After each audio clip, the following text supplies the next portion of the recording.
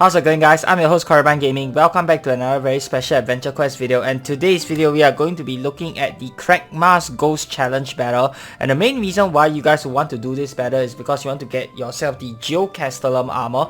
That is by far the most valuable item out of this entire set. So the Geocastellum armor, what it does is it has a quick cast skill that causes SP and gives you an ally shield. Okay, so you can stack the ally shield to a ridiculous amount. What you do is basically you have Essence Orb, ideally a level 5 one. If you don't want to use a level 5 one, you can use a level 150 one, that will work just fine. So you stack it 14 times and you will take 0 damage for 9 turns. That's right, guys. Stack it 14 times and you'll be able to take 0 damage for 9 turns. That is how insane the skill is, okay? And you can use it to cheese a lot of fights, mainly used for cheesing the level 500 Void Knight Bane house card. But of course, you can use it against anything else. Do you have to stack it to 14 times? No, that's a little bit excessive in my opinion. You can just stack it, 3 to 4 times. They'll usually, with a proper resistance armor, they'll cut down any damage that you take by more than enough that you are basically invincible already. Okay, so today I'm going to be showcasing a free-to-play strategy on how to beat this guy, and I want to give credits to Zionas for this strategy. So I was actually looking through YouTube for the other stuff that people have done on how to beat this guy, as well as looking through my old videos to see what kind of mechanics this guy has. Okay, so the stat build that I'm going to be using today is going to be that of a Lucky Beast Mage. You can do this using a warrior build, and Chris just recently uploaded one for a ranger build as well, so you can go ahead and check them out. So I'll be using 250 intellect, 250 charisma, and 250 luck. Okay, the extra 50 intellect here comes from the Celtic Wheel Shield. Okay, so what you want to do is you want to bring down your earth resistance to as low as possible, because this guy hits like a truck. And for earth, you will need the I am using the Eternal Champion Spirit armor as well as the Eternal Champion's Defiant Shield. You can get both of these items from the 20th anniversary set quest, which just happened last year. Okay, if you don't have those, or if you can't get those for whatever reason, anything that can bring your earth resistance down to 13% is good enough. Okay, so let us go ahead and start the battle. Okay, he's going to go first.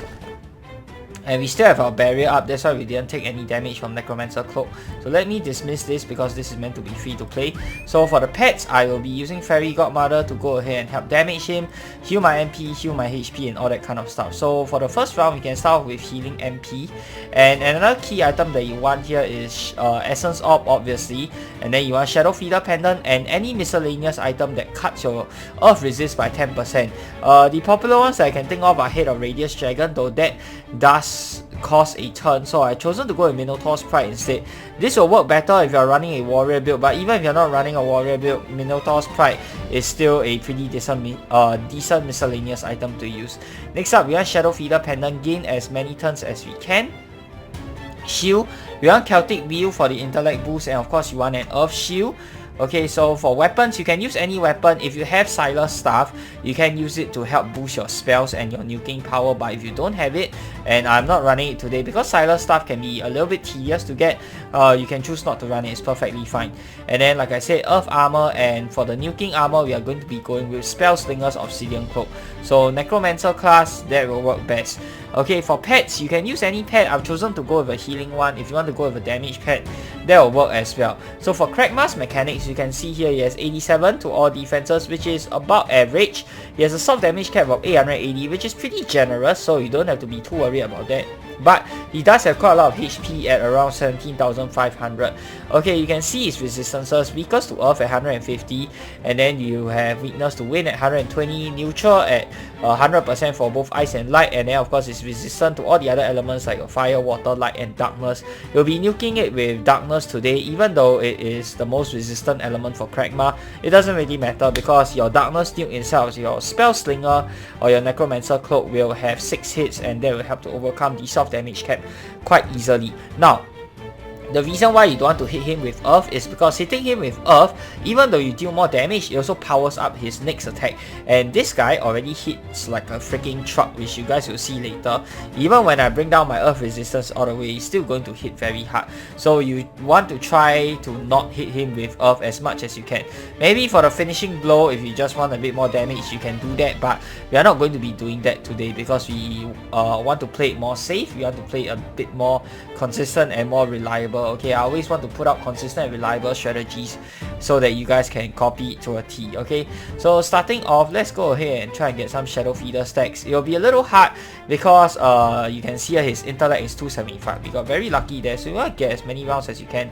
4 rounds, is that enough? I'm gonna be greedy here and try and go for more. Okay, so we'll do up another full MP bar. Okay, if you have other miscellaneous items like you can inflict Ellie Vound, you can go ahead and stun him. This boss doesn't have stun resistance, by the way, so if you can stun him, all the better. But if you can't stun him, this will work. This strategy will work perfectly fine as well. Okay, so let me go ahead and try and run a few more Shadow Feeder pendants, see if we can get lucky. You don't have to use the level 5 Essence Orb if you don't like the crazy clicking. You can just use the level 150 one. They'll work perfectly fine. And then let's gain some more SP. Okay, for pets, we'll stick with this one. And then because we have Shadow Feeder Pendant, we can use Celtic View along with the Dexterity Drive here. It only costs us like 30 plus SP per turn. You get extra 50 intellect. That will really help with your nuking. And then we have your Spell Slinger Cloak. This will be for the nuking. You don't have to use a Mist while nuking. If you have a damage boosting miscellaneous item, use it. If you don't have it, it doesn't matter. I'm not going to use it. Okay, so for skills, I've toggled on Rending Chill here so we can have a chance to inflict bleed as well as paralyze, which will be quite useful. But even if we don't land at either of those statuses, it's still perfectly fine. And then you want to turn on this here, the intellect drive. So now we have 350 intellect. That'll make sure that we basically are going to land all our hits, and on top of that deal a whole bunch of damage. Okay, so let's go ahead and do Haunting.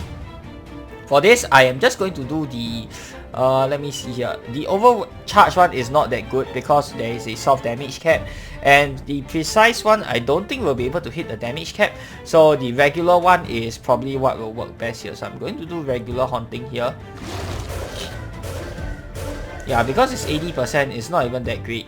And then you can switch back to your Eternal Champion Spirit here, Shields, and then we can use our Eternal Champion's Defiance. And then for weapons, you can try and hit him with a wind weapon. Okay, oh, I brought along the melee version. That is not so good. Okay, it doesn't matter. It doesn't matter. Okay, so this is not optimal, obviously. But I want to bring out your Earth Resistant Miscellaneous item. Now we have 3% Earth. Okay, so just hit him with this. Okay, we do land a hit. Not a lot of damage, but that will be fine. No big deal. And then you can use an Earth attack to interrupt it, which we will do later on, but it's okay. We'll start by nuking him first. So take this away, save some SP. Celtic View, and then we can go ahead and do our Haunting. So regular Dark Haunting.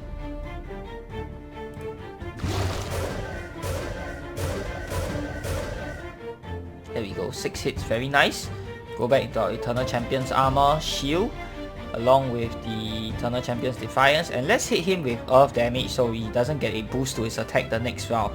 I'm using Terminus Twin Maul here, which is a free weapon. I can't remember what exactly it does, but it doesn't matter. Okay, you can use any other Earth weapon as well. You just want to interrupt his attack. Okay, nice. And powers the Ghost next attack. Okay. And oh, he's also paralyzed. Okay, that's quite nice. Yeah, okay, so let's see. Shield back to Celtic View. Take this away, and then we can do our Grand Haunting. Dark Haunting, sorry. And then go back. And yeah, combined with the barrier, you are literally not going to take any damage, so you don't have to worry at all. So our SP is running a bit low. I can recharge a little bit with the Essence Orb over here.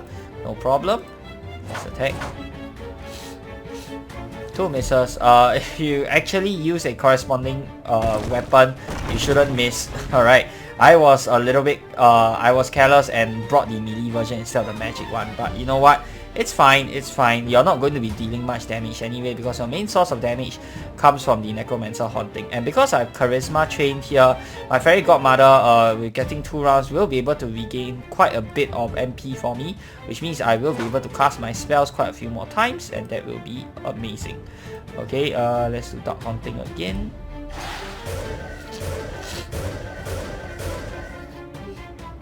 Okay, switch back. And then we have our Eternal Champion. Minotaur's Pride, lower damage.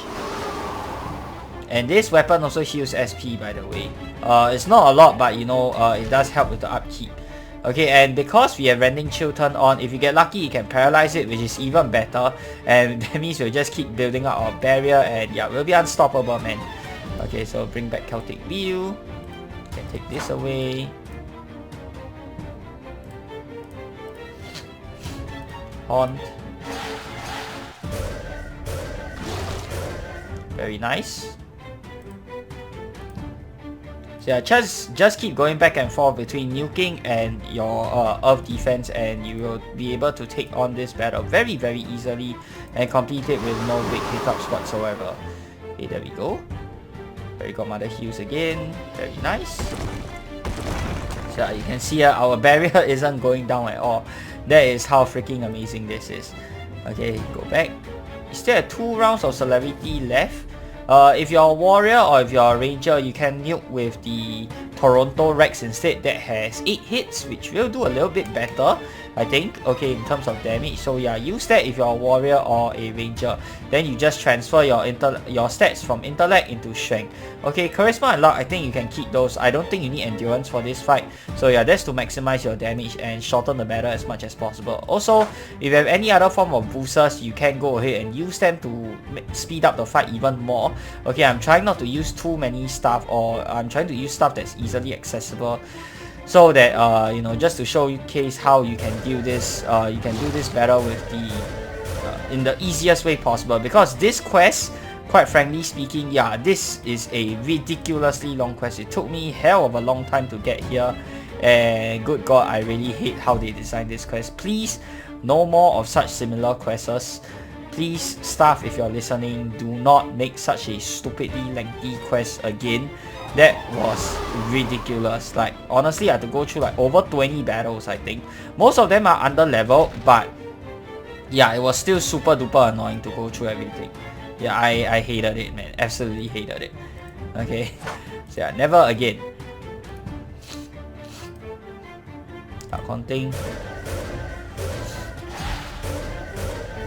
So yeah, he has less than half of his HP left, which is nice. Back to our Eternal Champion here. You can see here we are running out of mana already. That is fine.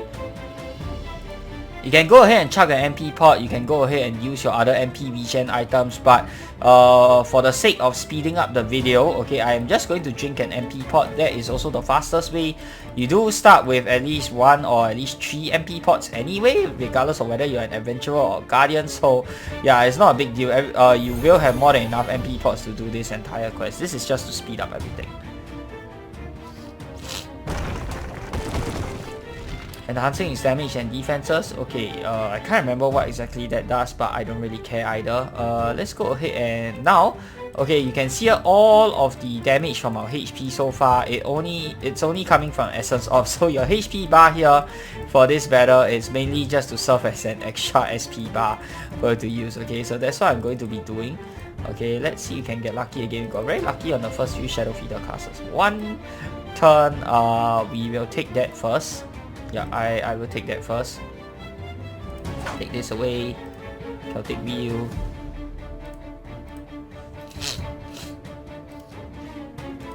Regular Hunting.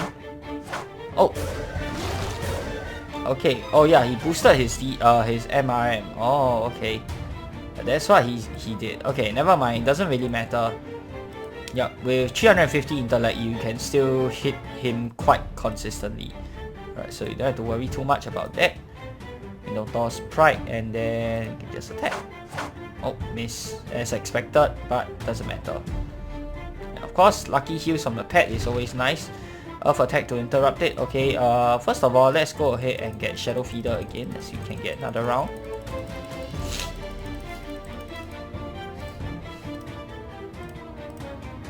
This should probably eat up. Okay, we have an almost 1000 HP barrier, so I am not too worried. Okay, with 3% resist, I don't think it'll eat up the barrier fully. Yeah, regardless of how strong he buffed it, it shouldn't really matter that much. Let's do Dark Haunting. Nice. Very nice lucky strikes. Okay, 5 out of 6 hits, that's pretty good. So let's bring out the Champion Shield and let's gain some SP. You can toggle your pet to heal HP if you feel like you're getting low on HP. I'm going to stick with healing MP. Okay, Minotaur's Pride here. And Earth Attack, right? Okay, so let's switch over to Terminus Twin Maw. Let's see if we can get a hit in. If we don't, it's fine. Yeah, you have over 1000 HP barrier and 3% Earth resist. Even if he hits through, it doesn't matter. Okay, so he did manage to land the Earth hit there. Let's see how much damage he does. Oh, he got paralyzed. Okay, amazing. Let's try and get more Shadow Feeder Pendants turns here. More Celerity turns.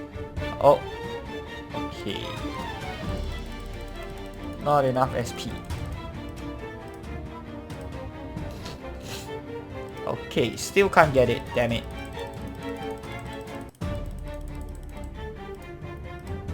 Come on. There we go.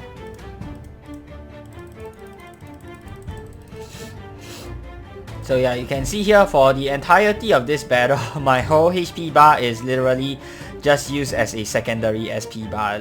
I am not taking a single drop of damage at all, guys. Yeah, that's how crazy this setup is.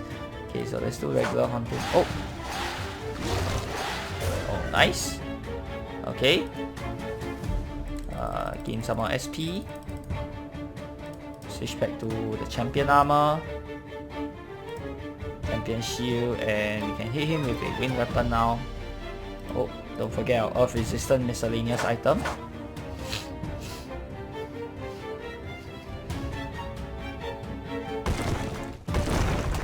(988) HP on the barrier, very crazy.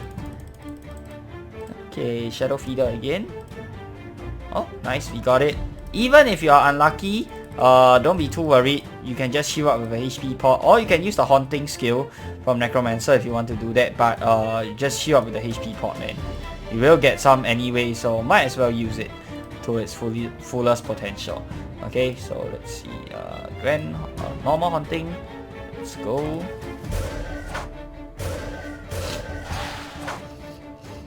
Okay, dodging quite a lot there. That was kind of unlucky, no matter.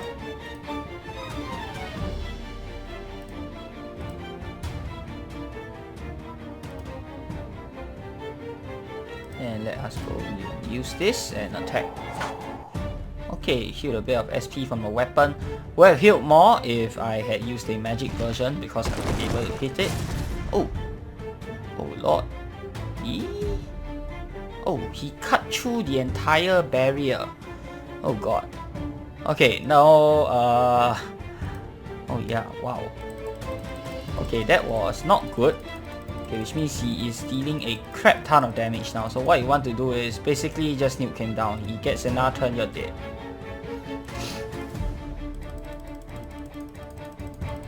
Okay, so I'm going to cut this a little close. Alright, we got it. And let's go and nuke all the way. Let's see here.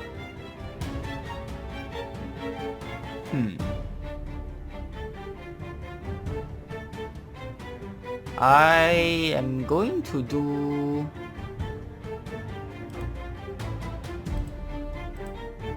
Okay, you know what I'm going to do? I am going to heal up on my MP here. Yep, like this. And then, oof. Oh, uh-oh.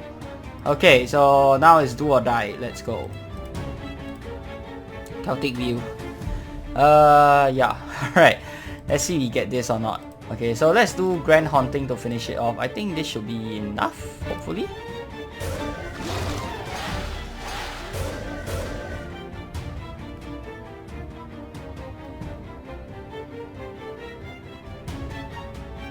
Okay, so he starts channeling. Wow. What do you know? We still made it after all. Okay, so haunting, regular haunting? Yeah, that will do it. There we go, guys. We made it. Oh, I was sweating a little bit there. Okay, I didn't expect that to eat through the whole barrier, but it did. Okay, so he started channeling, but we had just enough to finish him off. Alright, very close battle. I could have played it a little bit better towards the end. I forgot that he gets a massive damage boost. So when you get near around like 3,000-4,000 of his HP, start to use your overcharge haunting skill instead of the regular one, because you really don't want him to get too many turns, otherwise you're just dead. Okay, of course the stun from Necromancer helps a lot as well in reducing the number of turns he takes, and that will also reduce the amount of damage he does. So yeah, hopefully you guys have found this video helpful. If you have, be sure to give this video a thumbs up, and of course subscribe to this channel if you guys would like to see more of such future content. Till the next time, I'm your host Cragmar Gaming. Peace out.